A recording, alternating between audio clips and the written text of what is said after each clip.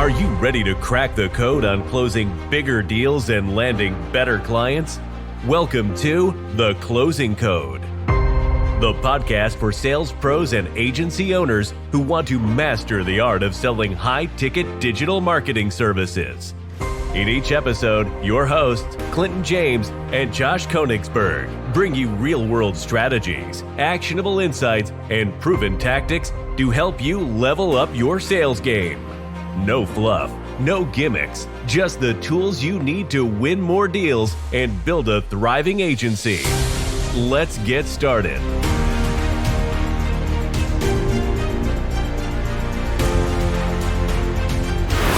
All right, folks, welcome to another episode of The Closing Code. I am your host, Clinton, and as always, I'm joined by my friend and co-host, Josh. Josh, how are you doing this week?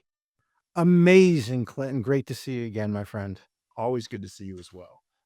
We are through the first quarter of the year. How are you doing at Law Firm Marketing Pros? We are in a slump, and it happens from time to time.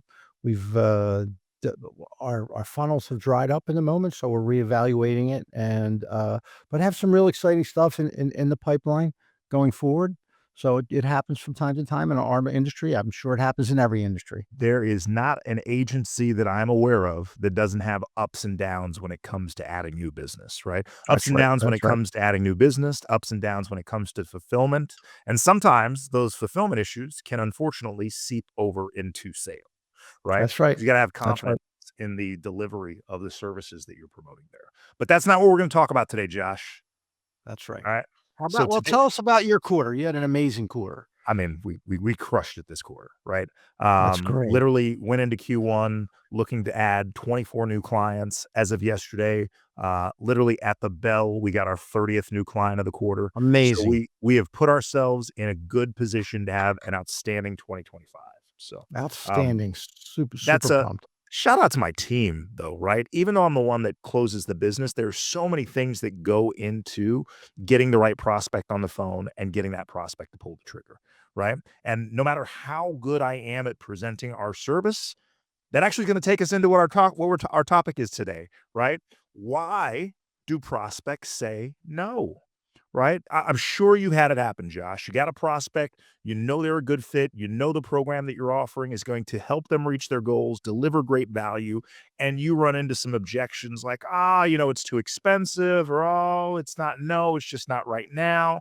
So I really want to get into the psychology and the mindset of that prospect that's telling you no, and what you can do as a sales professional to turn that no into an opportunity and hopefully a new client for your agency.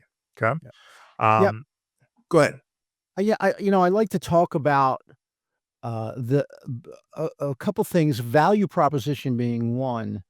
But the other is if you're the low cost provider, it simply becomes a commoditized service. And it oftentimes, and I think this is true across all industries, marketing is seen as just a commoditized service. It's all the same. Right. But then again, we could say all vehicles are the same. They get you from point A to point B. Right.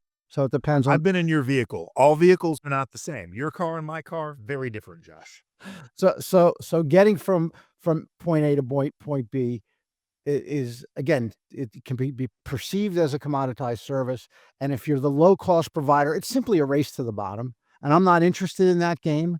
And I don't think any of the listeners here are. Otherwise, they'd just be selling on price. So let's use that as the segue in. And, I talk about a value proposition in my coaching calls and whatnot. And most salespeople, whether you're the business owner or just a salesperson, I don't mean to devalue just the salesperson, but they think price is the objection. And price is the pricing objection that we get is just an excuse. Clients don't say no because of price. They say no because of doubt. I like that. Go ahead. Well, I was going to say, so when you say doubt, what do you think the sale is lost? Because where are we at in the sales cycle when they're saying no? What do you think they're really saying?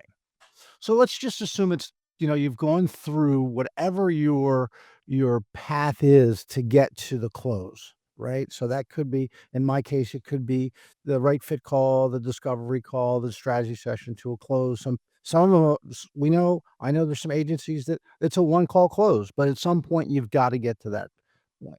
So the potential client or customer, the prospect, whatever you want to call them, they don't hesitate because it's about money.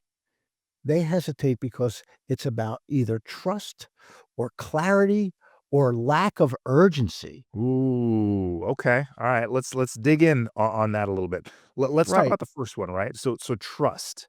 Um, a lot of us have a lot of different marketing channels and lead funnels that bring opportunities to us to present our services, right? So with some of those marketing channels, those leads show up piping hot, right? They were That's referred right. by one of your clients or one of your marketing partners or referral partners, so that trust already exists. Some of the other prospects, somebody you met at a trade show or somebody that responded to some content that you had on social media, they may not have that level of trust. So, talk a little bit about Josh, what you do for those prospects that aren't necessarily Yeah. coming from that warm referral source. Yeah. So let's just talk about the psychology of consumer behavior in all consumers. Okay. And we are all familiar with Bill Berg's concept of know, like, and trust, right? Mhm. So if you're unclear as a consumer about something, about a purchase, if you're unclear, you feel uncomfortable, don't you? 100%. Right. And if you're uncomfortable, that's going to give you some doubt, and doubt equals trust. Right. So what we do as consumers, and by the way, not all referrals are necessarily going to trust you. I can think of a story where I was referred to a specialist from a doctor, and I went online and did some research on that specialist, and the reviews weren't great. Does that sound like what consumers do today?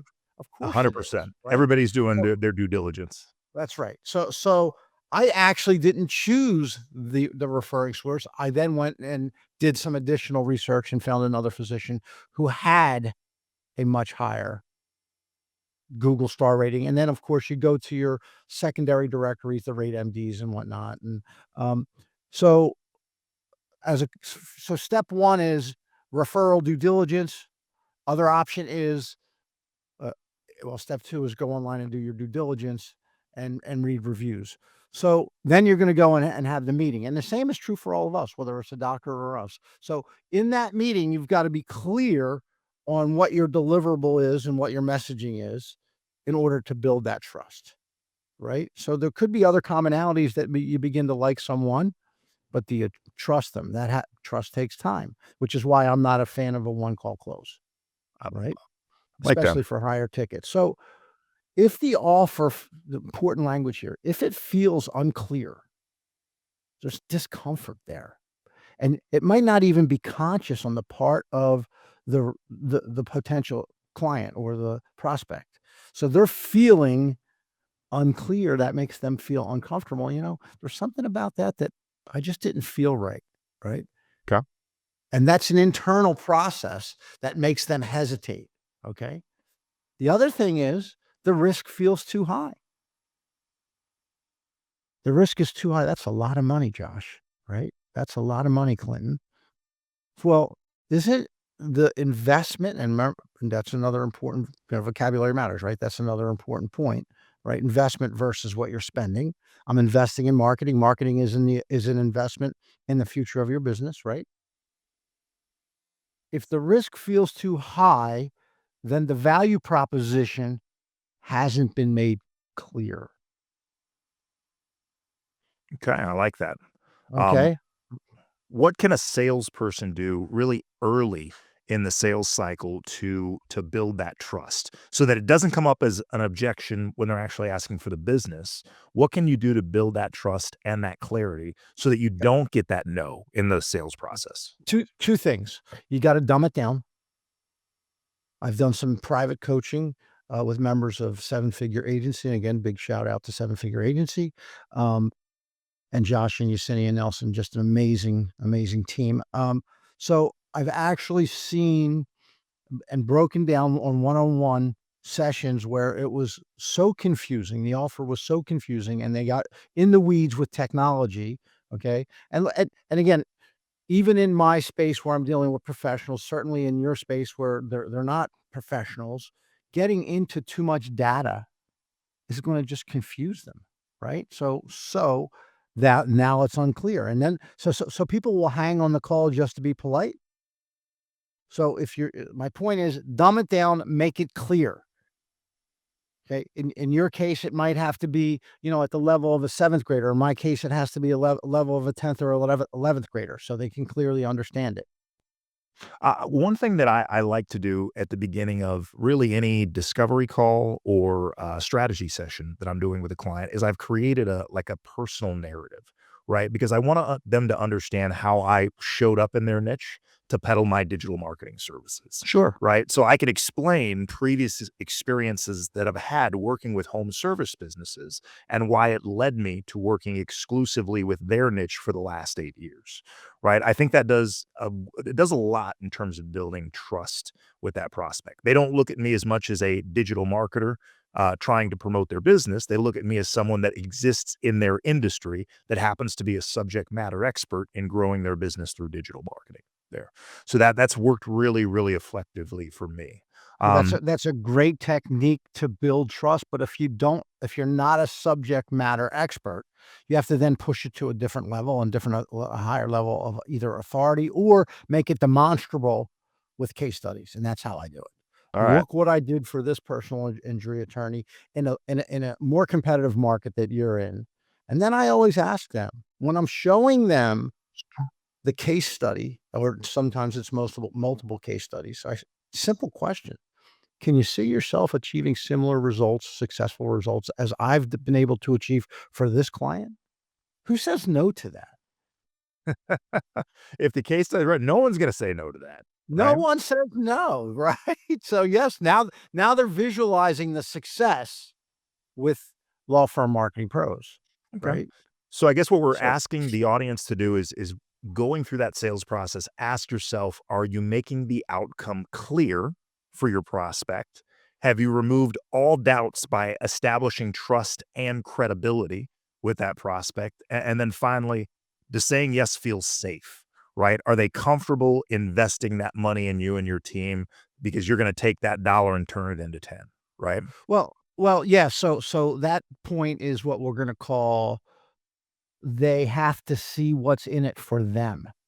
Because if they don't see what's in it for them, they're not buying, they're not saying yes, Don't get right? weighed down as much in the deliverables as what the deliverables will produce for that prospect, That's right. right? And So I even take it to another level. Is what not only what it will produce, but what it means to them. Mhm. What does it mean to you and your law firm and your business? It's a business, right? And what does it mean to you and your family? Now I it gets emotional. I need to do a better job of that, Josh, because I will focus on the amount of revenue it might generate for their business, the amount of opportunities that it might, number of new jobs that they're going to get, the ability to add additional service vehicles, hire additional technicians. But sometimes I don't do a great job of getting in the weeds to the emotional connection, Right. right? Are That's they right. an owner Yeah. operator that's looking to start working on the business instead of in the business? Do they want to spend more time with their family? Do they want to travel more? I don't do a good job of getting those insights. So I appreciate you saying that because that's definitely something that I know I need to work on. So important point about this, and again, if you in your mind you think you're perceiving yourself as a commoditized service, right? And now it becomes a race to the bottom, but lowering your price won't fix any of that. Uh, that seems to be Position the go ahead. Go ahead. No, go ahead. What were you gonna say? I would say that seems to be the knee-jerk reaction for Sure it salespeople, is. right? Like, Sure. "Hey, I'm gonna discount your setup fee. I'm gonna give you X and X discount for the first few months as we get this program ramped up for you." I do not discount pricing, right? Right. I'm fortunate. I'm in a position where we're a large enough agency where one new client is not gonna make or break us. I'd rather just be consistent in terms of 'cause I feel like I'm giving my prospect great value, right? My clients, when they onboard, they're getting great value, a great return on investment. So I don't see a need to discount my services. That's right. But what you need to do is you need to reposition your value, right? So in other words, lower the knee-jerk reaction of lowering your price. No, that's not the answer. Position your value. So clearly, which means that you were unclear in creating that value, right? So you have to be Mhm. clear in what the value proposition is. Again, I'm going to take it to the emotional part of the brain. So the money's great, the number of trucks are great, the number of new clients are great. What does that mean to them? Take Right. it to the emotional level. It means that I get more I can hire more people, which means I can spend more time with my kids, which means I can spend more time traveling, right? So So depending on what their goal is. you're focused on positioning your value as opposed to talking about the investment, right? The That's marketing correct. investment. Well, I do both, actually. I do both. So we do want to show them, look, this is you've told me what your goals and dreams are. This is how we're going to get there. This is what it's going to cost. This is what the ROI is going to be. And because of this, you're going to be able to do this. You're going to be able to realize these goals and dreams. You're going to spend more quality time with your family. And by the way, the answer when I ask the question, what does it mean to you and your family? It's always the same.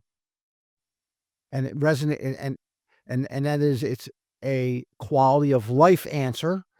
Now, your quality of life versus what that means to you versus what it means to me may be two different things, but it's always a QOL, always. All right. So, No. important message for our audience: discounts are not going to fix it. They're not going to fix the doubt that that prospect has. As a matter of fact, they're going to do the opposite of that. You offering to discount your services just reinforces the fact that there may not be as much value in the program or the offering that you're positioning that client. Yeah. And I've got a couple tips for this, but before we do that, I'm going to discuss these tips right after our commercial break. So we're just going to take a moment to pay some bills and get a message to our audience from our sponsor, Virtrify. Sounds good. Running an agency is demanding, and as you know, the process of interviewing, hiring, and training new team members is both time-consuming and costly. It can even hold back your agency's growth. We have found a game-changing solution in a company called Virtrify. Just like cracking the code to closing deals, finding the right talent is essential to your success. Virtrify partners with digital marketing agency owners to help them scale faster by providing bilingual appointment centers and salespeople from Latin America. As an agency owner, your time is best spent growing the business, not getting stuck in the process of hiring and training. Virtrify's staffing solution frees you up from those time-consuming tasks so you can focus on scaling. Ready to delegate and grow? Visit virtrify.com/closing code to find pre-trained salespeople who are experts in the closing code way. Let's build your high-performance sales team together. And we're back. So before the break, I promised a couple tips. So if you ask yourself, am I making the outcome clear? So you need to, by the way, this is part of the preparation in your homework, right? Before you get to the sale, before you even get to the strategy session, this should be laid out. Am I making myself clear? That's number one. Number two, have I removed all the doubts? Now, some of that you have to be prepared on the fly, and you can't be afraid to ask what those doubts are, but you don't want to ask it that way. Like, how would you ask that question? Knowing that if the prospect had doubts and you're picking up that they have doubts, how would you ask that question? So I'd actually probably flip it around on the fly. So Josh, I know you probably talked to, you've been doing this for 10 years. You probably worked with a handful of digital marketing agencies. What did they promise you and what didn't they deliver was the reason that you didn't work with them anymore? Because I want to make sure when we get done today, whether you decide you want to do business with me or not, you're very clear in understanding exactly what I can do for you and what I can't do for you. Yeah, that's a great way to do. Great soundbite for people to use. I do it a little differently, and the way I do it is, I'll ask